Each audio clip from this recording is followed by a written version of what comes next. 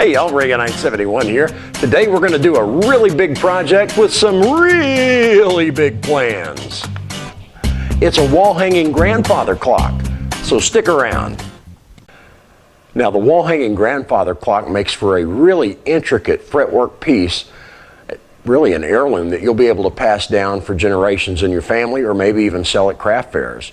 I got the pattern at wildwooddesigns.com. I'll have a link to them up over at my blog at reaganite71.blogspot.com.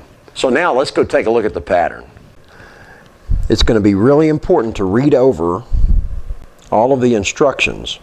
You'll find them throughout the plans.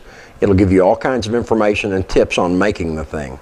This clock actually has 21 pieces with all kinds of inside cuts on it. Now one of the things that's going to help speed it up is the ability to do stack cutting, because we have a lot of like parts on the side pieces, on a lot of the trim. So anything that is exactly the same, we're going to stack cut, and we're going to get this project done a whole lot faster that way. Now the project itself has a lot of big pieces to it. Here's one right here. This is the actual back wall to the top portion of the piece. Just looking at it on a tape measure, it measures about 16 inches by 10.5.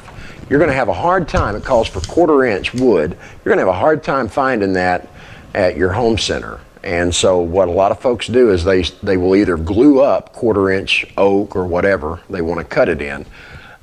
They'll do glue ups using clamps, glue, and then sand the joints down, or you can order wood. I got mine from Wildwood Designs for this project. There are other places out there like Woodcraft, Heritage, where you can get wide scroll saw blanks in order to be able to do big projects like this. And here's a look here at the front side of the clock. It's got some really ornate pieces. This is the top area where the clock will go, of course. And then as we slide this down, once again, we can see like pieces that are pretty much identical that we'll be able to stack cut. If you get the pattern, you're going to notice at several points along the project there are things called support blocks, and these are just simply something to attach the stuff to as you go along.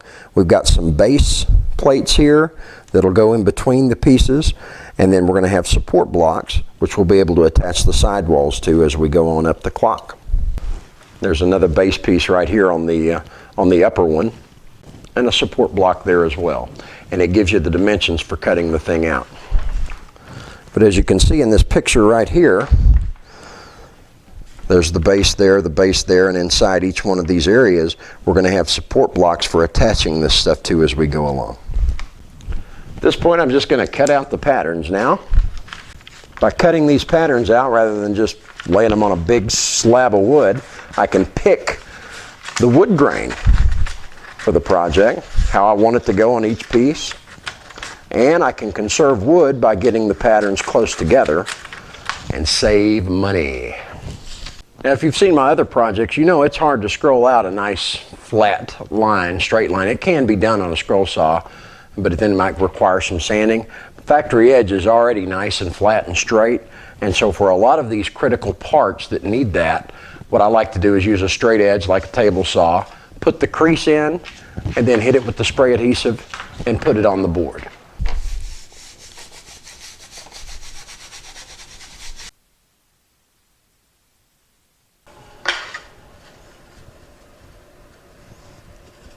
All right, I've got all the patterns cut down, done the spray adhesive, got everything hooked to the boards now, or glued to them. The only thing I have left to do now is wrap everything with clear packing tape, keep the blade cool and prevent tear out on the bottom side of the wood. The other thing that I'm going to do is these, I've got 1, 2, 3 items that I'm going to stack cut. And so I'm going to make sure that I get these nice and square. That way I have a nice straight edge on both of them. Tape it up, and then I'm going to actually square off 90 on the table saw on these items.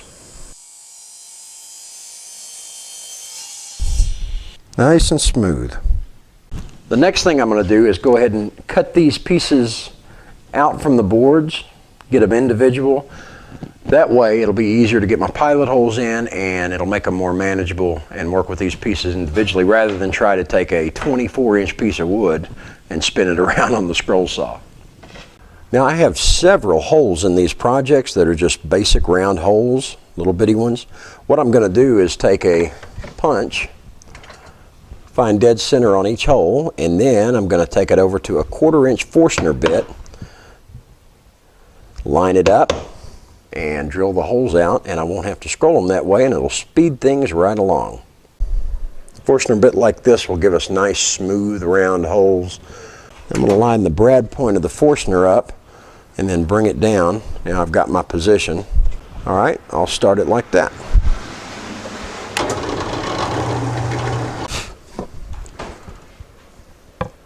A nice, smooth, round hole, and the same for the back side. Now it's time to drill a whole bunch of pilot holes.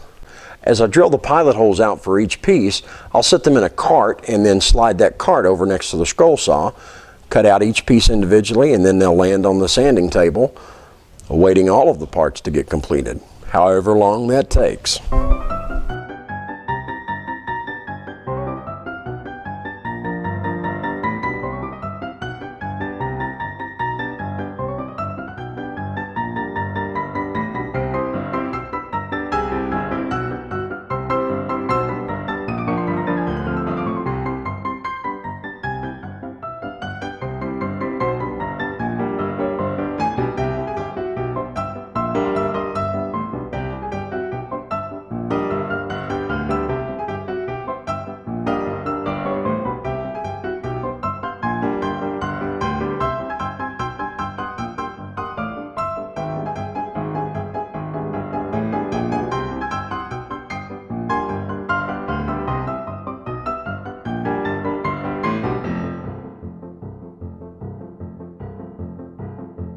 We got our first one done here as I get this tape off, and you can see it's got just a little bit of bow to it there. It's not too bad.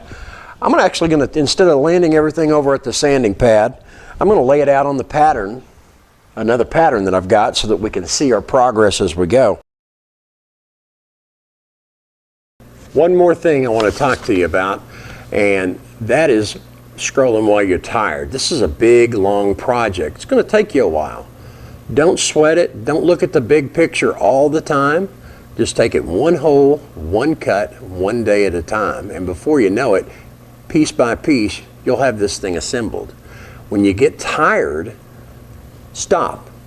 Just stop what you're doing. There's nothing worse than getting on a big piece, getting most of the way through it, and then just because you're tired, you cut right through something or you mess something up. I've been there, I've done it. I've taken Fretwork and sailed it across the garage more than once and had to start all over. So take your time and relax. Speaking of knocking off, I'm pretty well tuckered out myself. We got a lot done. We got the patterns done, we got them on the wood, we got the squaring up done with the table saw, we got the pilot holes, we even got a few project pieces cut out. And I'm about ready to knock off. If you'd like updates, run over to my blog at reaganite71.blogspot.com. This is going to be an ongoing series to get this clock done. Every day I'll try to post update pictures on how it's going and what we've done. I'll grab screenshots off of what I'm filming. Another thing that you can do is if you're working on projects or if you've got stuff that you're proud of, woodworking projects, I would love to see them, and there's an easy way that you can share them with me and everybody else that's plugged into this channel, and that is by going over to my Facebook page at facebook.com/Reaganite71. I've got a little photo upload link there that you can upload photos and share them on the timeline. Love to see what you're working on too. In the meantime, this is Reaganite71 saying thank you so much for watching, and we'll see you next time.